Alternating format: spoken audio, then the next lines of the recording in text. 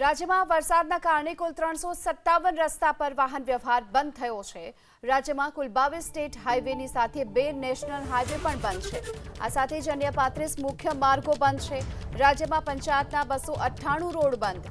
વલસાડ જિલ્લામાં સૌથી વધુ 68 રોડ બંધ હાલતમાં। વલસાડ જિલ્લામાં એક સ્ટેટ હાઈવે પણ બંધ છે। વાત નવસારી જિલ્લાની કરીએ તો અહીં પણ પંચાયતના 32 રસ્તાઓ બંધ થયા છે। તેની સાથે સુરત જિલ્લામાં પંચાયતના 71 રસ્તાઓ બંધ છે। તાપી જિલ્લામાં પંચાયતના 14 રસ્તા બંધ થયા। અમદાવાદ જિલ્લામાં પણ મુશળધાર વરસાદ વરસ્યો, જ્યાં 11 સ્ટેટ હાઈવે અત્યારે બંધ છે। તેની સાથે એક નેશનલ હાઈવે પણ બંધ છે। અમદાવાદ જિલ્લાની વાત કરીએ તો પંચાયતના 27 અને 5 અન્ય રોડ બંધ હાલતમાં છે। સુરેન્દ્રનગરમાં પણ પંચાયતના 23 રસ્તાઓ બંધ છે અને 2 સ્ટેટ હાઈવે પણ બંધ થઈ ચૂક્યા છે।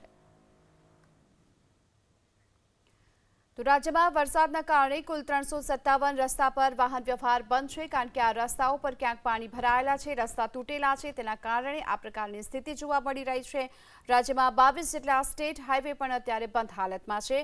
તેની સાથે 2 નેશનલ હાઈવે પણ પ્રભાવિત થયા છે, કે જ્યાંથી વાહન વ્યવહાર શક્ય નથી, કારણ કે કેટલીક જગ્યાઓ પર સતત પાણી ભરાયેલા છે। હજુ પણ પાણી નથી ઓસર્યા, તો બીજી તરફ કેટલાક રોડ રસ્તા તૂટેલી હાલતમાં પણ છે।